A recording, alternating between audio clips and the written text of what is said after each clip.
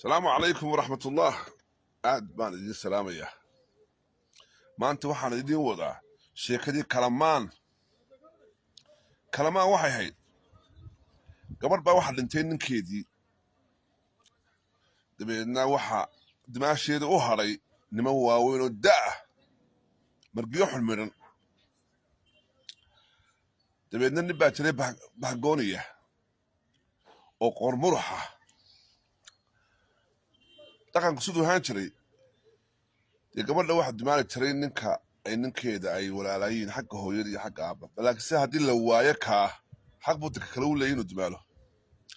gabadhii dabeedna waxay qalbigeeda gelisay ninkaa ay kala bahdayiin inuu dimaalo. ninkaasna aroos baabu haaba. muddo kadib ayaa waxa dhacday waatan adhiga lagu daro wanka. ninka odayga ahaa ee gabadhaay dee dimaashiga ahaayena iyadoo ay rabtay ay adhigiisi wuxuu u baahday inuu ku daro wankii sumalka ahaa. deedna nin baa ku yidhi, war dimaashidaa heblaayo xaawa ayaa wana wanaagsan haysa. dabeedna xaggeedii buu soo kacay.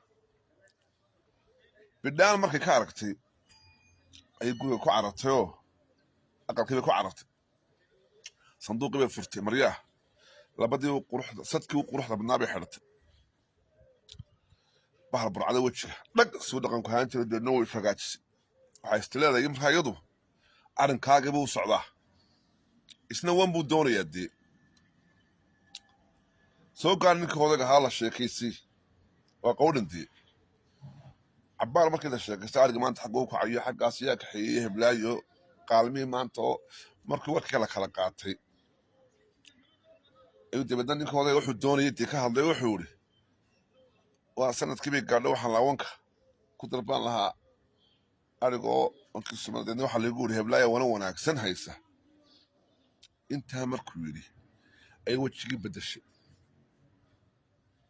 iyadoo ka calaysan. dee waxaan weydiiyey, deedna iyadoo qoslaysa waxay tiri, oo qowdhal maaligii baad ii soo qoor doonatay bay tiri.